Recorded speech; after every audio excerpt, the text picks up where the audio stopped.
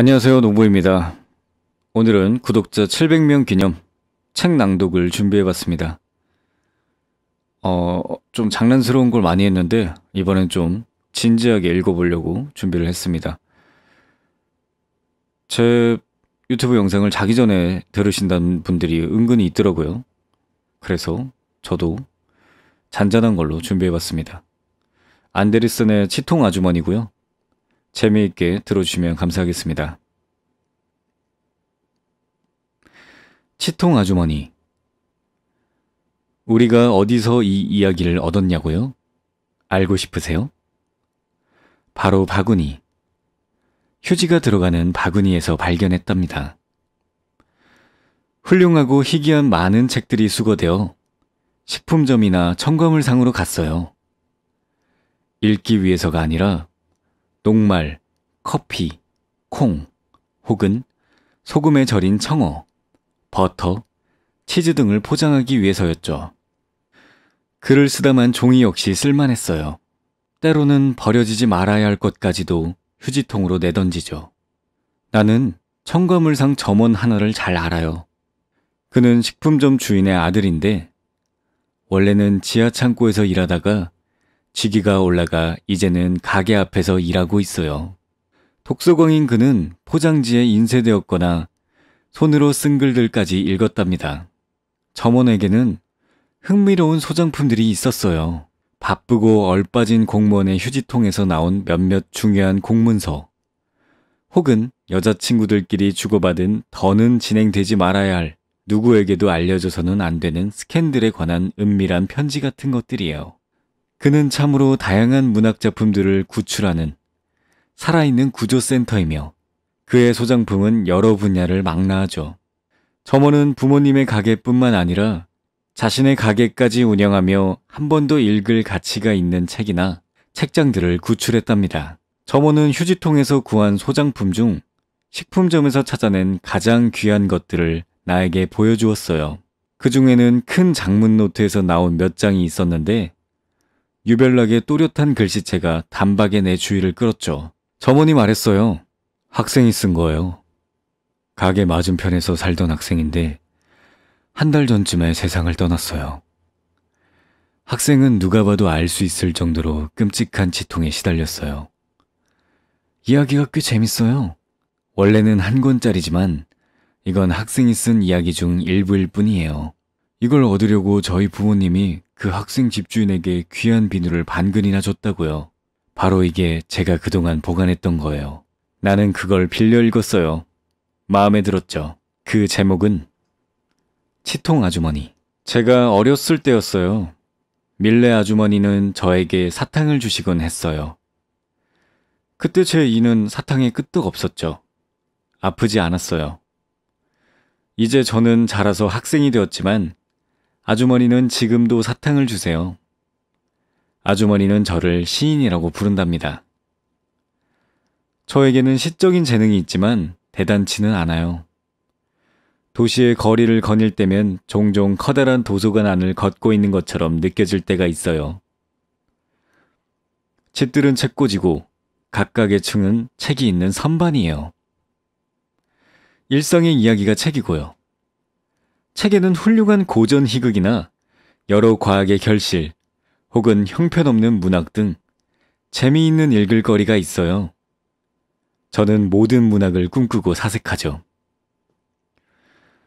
제 안에는 시인의 소질이 있지만 대단치는 않아요. 시인이라고 대놓고 이름표를 달고 다니지는 않지만 저만한 시적인 재능을 가진 사람들은 많아요.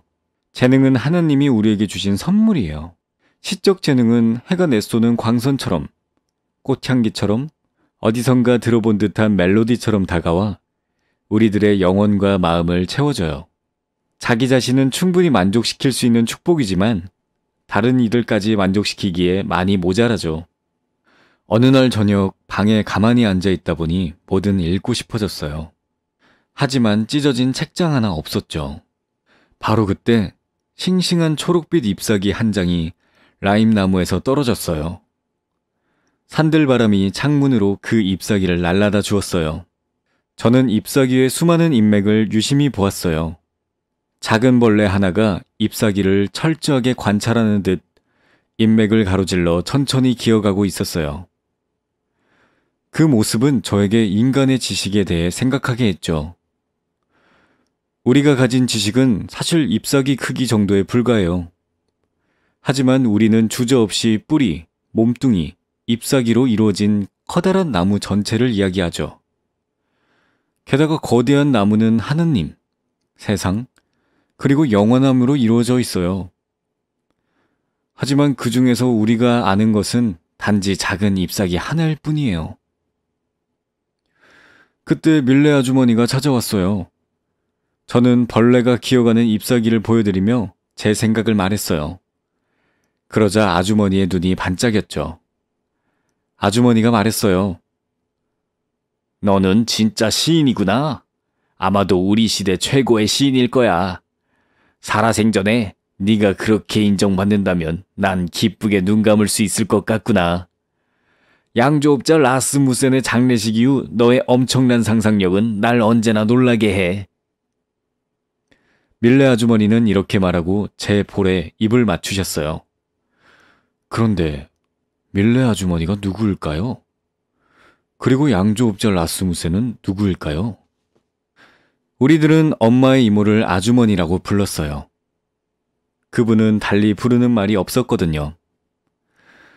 밀레 아주머니는 우리에게 잼과 사탕을 주셨어요. 이해는 아주 해롭지만요. 아주머니는 귀여운 아이들을 보면 마음이 약해진다고 했어요. 아이들이 그렇게 좋아하는데 사탕 몇 개도 주지 않는 건 너무 잔인한 일이죠. 그래서 우리는 아주머니를 무척 좋아했어요. 제 기억 속의 아주머니는 언제나 나이가 많았어요. 아주머니의 나이는 언제나 그대로인 것 같았죠. 아주머니는 몇 년 전에 치통으로 굉장히 고생하셨어요. 만나면 항상 치통 이야기를 하셨어요. 그래서 아주머니의 친구, 재치 만점의 양조업자 라스무센은 아주머니를 치통 아주머니라고 불렀답니다. 라스무센은 지난 몇 년간 양조업을 하지 않았어요. 이자로 살아가고 있었죠.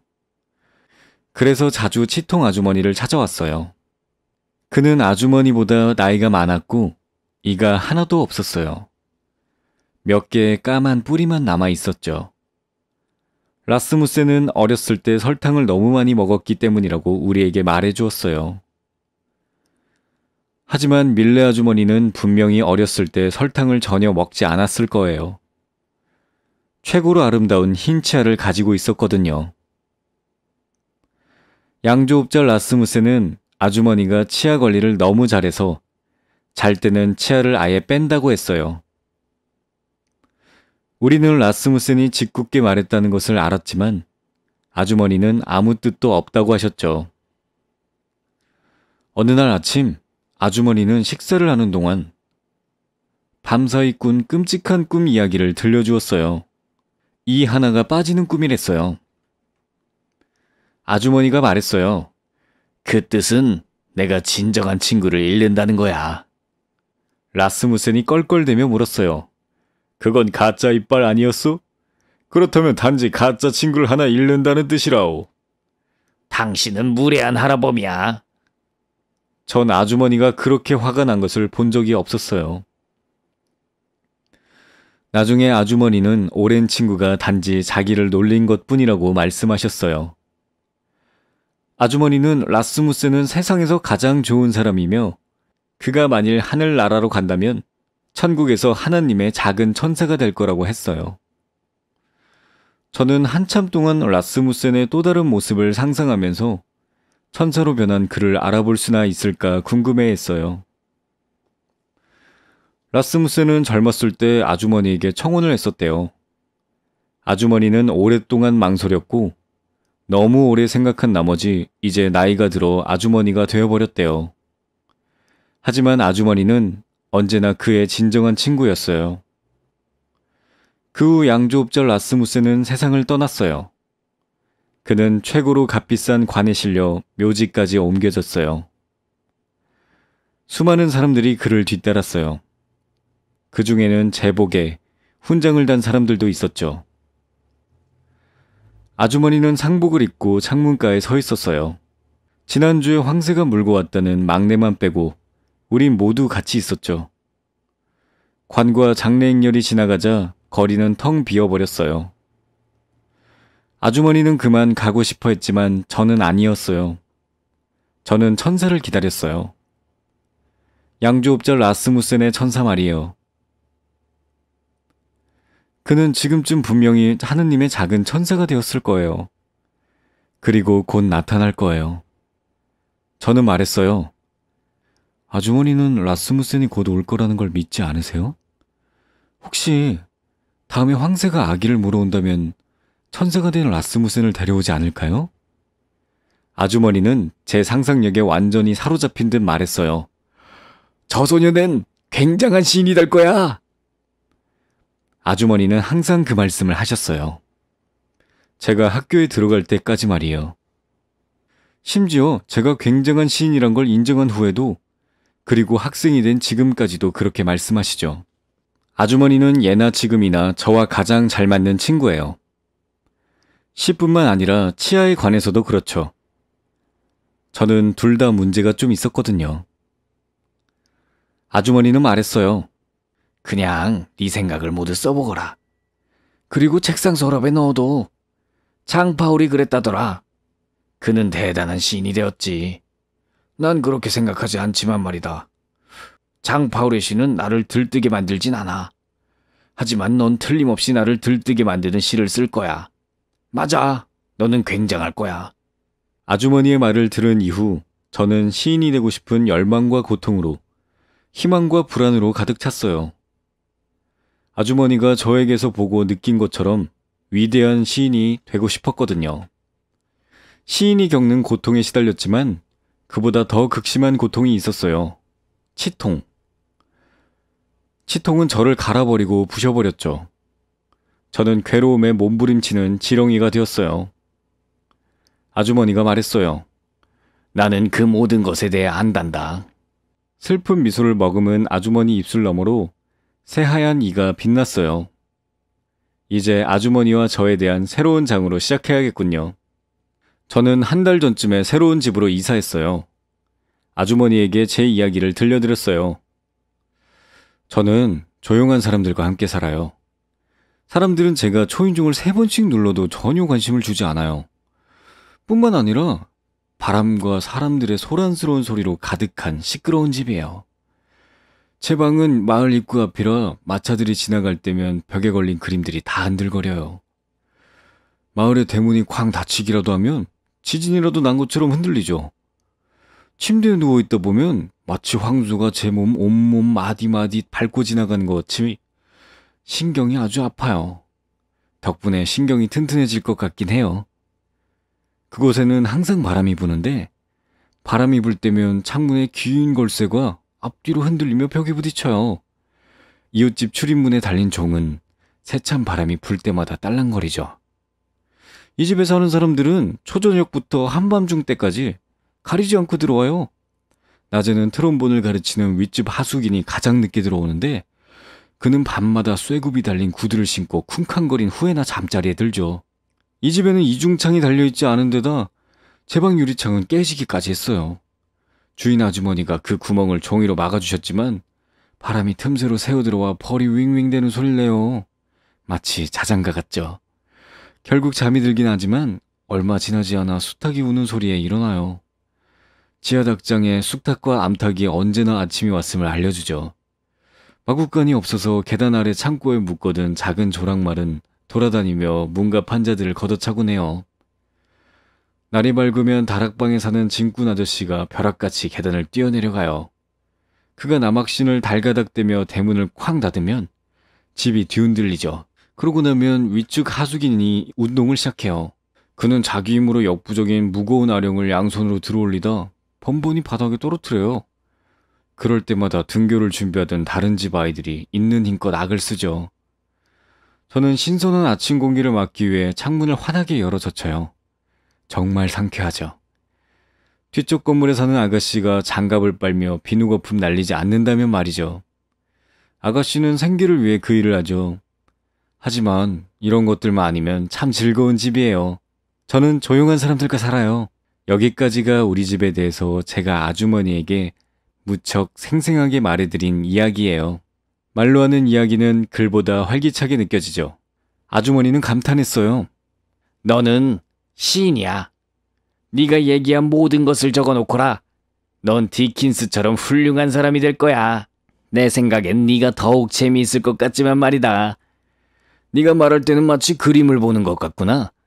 넌 집을 볼 수 있도록 묘사해. 전율이 느껴질 정도야. 시를 계속 써보렴.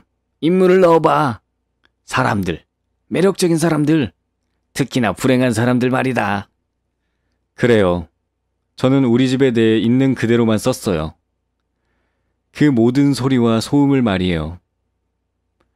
그리고 그 이야기 속에 저만 있었고 줄거리도 없었어요. 그건 나중에 생겼죠. 겨울이었어요. 극장이 문을 닫은 늦은 밤이었죠. 지독한 눈보라 때문에 옴짝달싹 할 수 없었어요. 저는 극장에 간 아주머니를 집으로 모셔다 드리기 위해 길을 나섰어요. 눈보라 탓에 누구를 돕는 일은 말할 것도 없고 혼자 집 밖을 돌아다니기도 어려운 날씨였죠. 모든 마차는 예약이 되어 있었어요. 아주머니는 마을에서 먼 곳에 살았지만 다행히 우리 집은 극장과 가까웠어요. 그렇지 않았다면 아주머니와 저는 아마 마구간에서라도 잠시 피해 있어야 했을 거예요. 우리는 깊게 쌓인 눈 위를 걷느라 발걸음이 무거웠어요. 눈발은 계속해서 우리 주위로 휘날리고 있었죠. 저는 아주머니를 거의 들다시피 해 밀고 나가야 했어요. 그러다가 딱 2번 살짝 넘어지기도 했죠. 우리 집에 도착한 아주머니와 저는 몸에 쌓인 눈들을 털어냈어요. 집 밖에 계단에서 이미 털고 들어왔는데도 남은 눈이 현관 바닥을 거의 덮을 정도로 많았죠. 우리는 외투와 부츠, 그리고 껴입었던 옷들을 벗었어요. 주인 아주머니가 아주머니에게 필요할 거라며 마른 양말과 잠옷을 빌려주셨어요. 그러면서 이 밤중에 집에 가는 건 무리라고 하셨죠. 그건 사실이었어요. 아주머니는 응접실을 사용하라며 소파를 침대로 준비해 주셨어요. 소파 뒤에는 제 방으로 통하는 문이 하나 있었는데 항상 잠겨 있었죠. 결국 밀레 아주머니는 우리 집에서 하룻밤 머물게 되었어요. 난로에 불을 지피고 찻주전자를 가져다 테이블 위에 놓자 작은 제 방도 이제 아주머니 방만큼이나 아늑해졌어요. 아주머니는 겨울이 되면 자신의 방 출입문과 창문에 두꺼운 커튼을 달고 바닥에는 3겹의 두꺼운 종이 위에 2겹의 카펫을 덧깔았어요. 아주머니 방에 앉아 있으면 마치 따뜻한 공기로 가득 찬 코르크 마개로 잘 막아놓은 병 속에 앉아 있는 것 같았죠. 밖에서 매서운 겨울바람이 윙윙 됐지만요. 아주머니는 젊은 시절을 회상하며 말씀하셨어요. 그러자 양조업자 라스무센과 옛 추억들이 되살아났죠. 아주머니는 제 첫니가 났을 때 가족들이 크게 기뻐했던 이야기를 들려주었어요. 첫니 말이에요. 순결한 니. 작은 우유 한 방울처럼 빛나는 전니 말이에요. 첫니가 나오더니 곧 몇 개가 더 나고 이내 위아래로 모든 치아가 일렬로 나란히 솟아났대요. 평생 가는 치아가 아니라 단지 선봉대에 지나지 않지만 최고로 사랑스러운 유치였대요. 그러더니 언젠가 영구치도 났대요.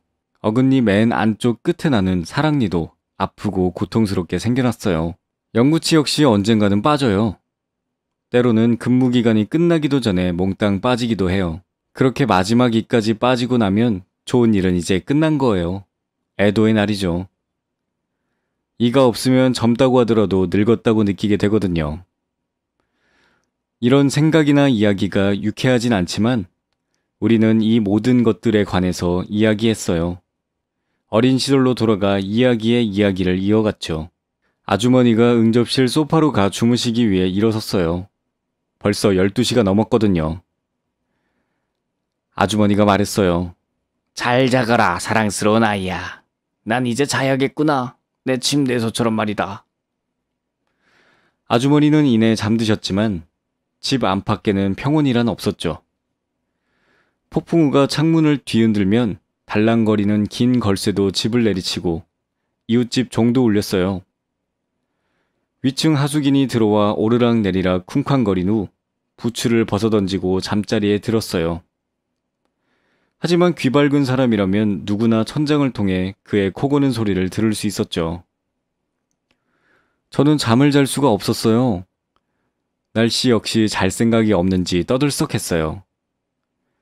바람이 제멋대로 윙윙대며 노래를 불러대자 제 이도 제멋대로 흥얼거리기 시작했어요. 지독한 치통이 오고 있었죠. 창문에는 외풍이 불었어요. 폭풍우 속에서 구름이 꼈다 거치기를 반복했는데 구름이 거칠 때면 달빛이 마룻바닥을 비추었죠. 빛과 그림자가 끊임없이 바뀌더니 마침내 마룻바닥에 비친 그림자가 무언가 모습을 드러내기 시작했어요. 그 움직임을 지켜보던 전 오싹한 공기를 느꼈죠. 마룻바닥에 앉아있는 형상은 마치 아이가 석판에 연필로 사람을 그린 듯한 모습이었어요. 가늘고 긴 몸뚱이에 다각형 머리와 두 줄로 그린 팔과 다리가 달려 있었어요. 형상은 곧 또렷해졌어요. 여자 것처럼 보이는 아주 가늘고 섬세한 옷을 걸치고 있었죠. 윙윙대는 소리가 들렸어요. 그 여자 소리였을까요? 아니면 벌처럼 윙윙대며 창문 틈새로 들어오는 바람이었을까요?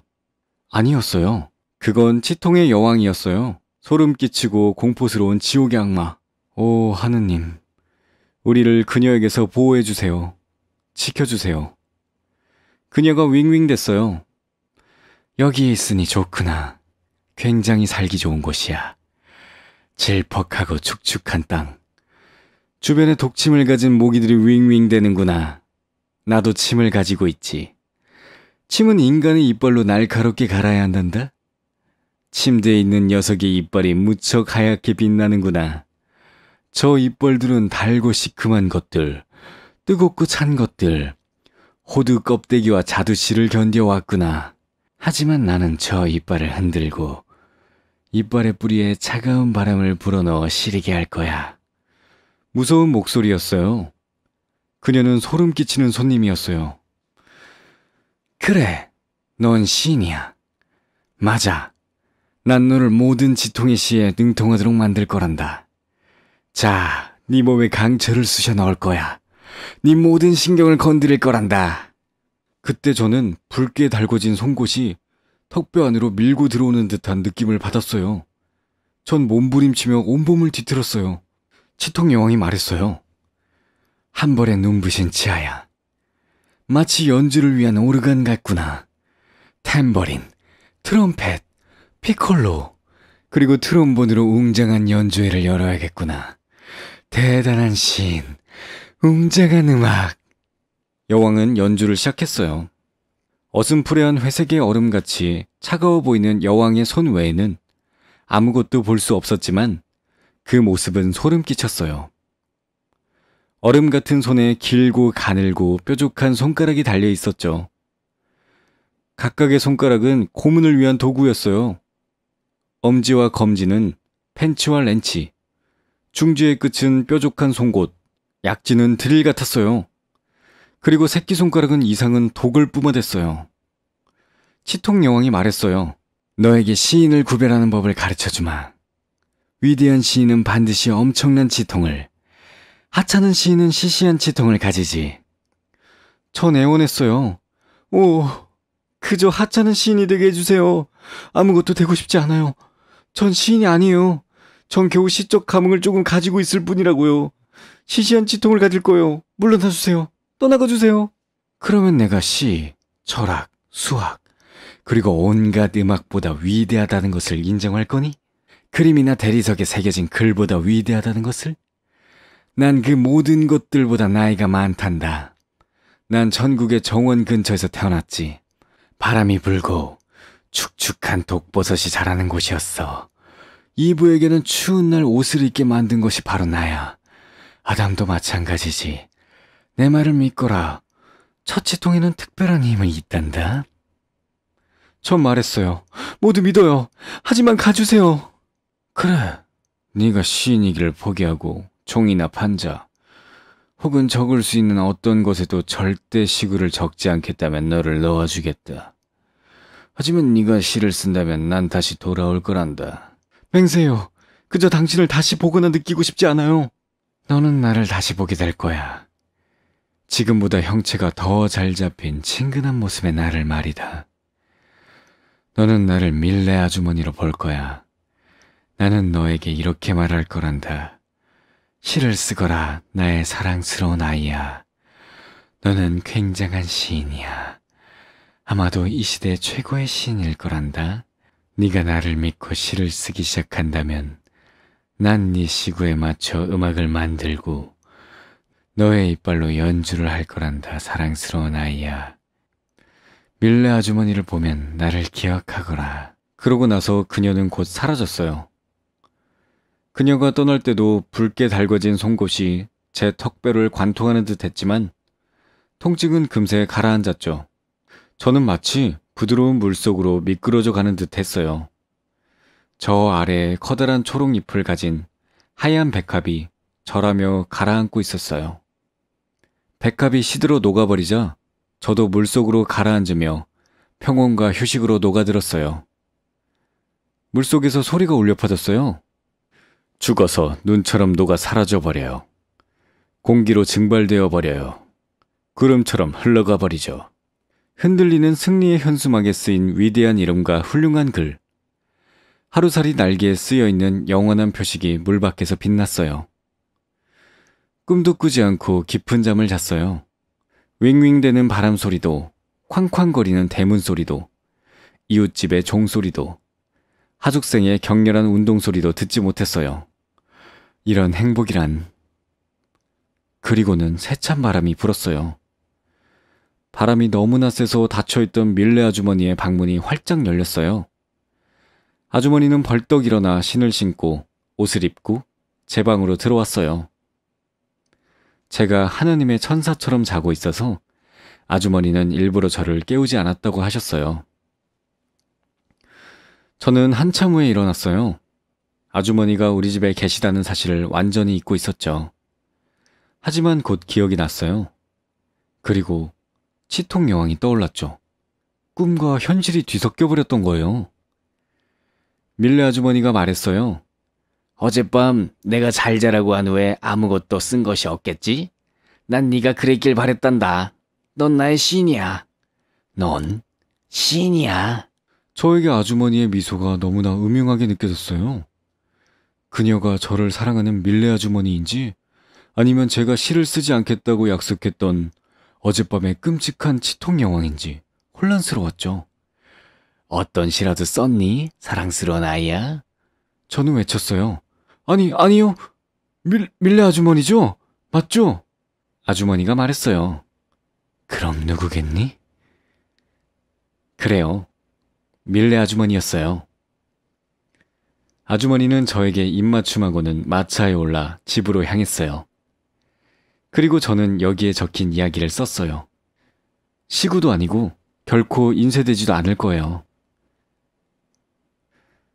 그래요. 원고는 여기서 끝나버렸어요.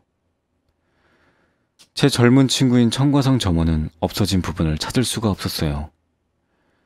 그건 소금에 절인 청어, 버터, 그리고 귀한 비누를 싼 종이들처럼 이미 세상으로 나갔을 거예요. 그것들은 그들의 운명을 치른 거예요. 양조업자 라스무센은 세상을 떠났어요. 아주머니도 세상을 떠났죠. 천재적 재능의 불꽃을 휴지통 속으로 내던져버린 학생도 이제는 세상에 없어요. 이것이 이 이야기, 치통 아주머니 이야기의 끝입니다. 재밌게 보셨나요? 제가 책을 읽어본 적이 처음이라 조금 어색한 부분이 조금 있네요. 여러분도 치통 아주머니 이야기처럼 무언가를 창작하고 싶다면 도망치지 말고 열병을 끝까지 느끼세요.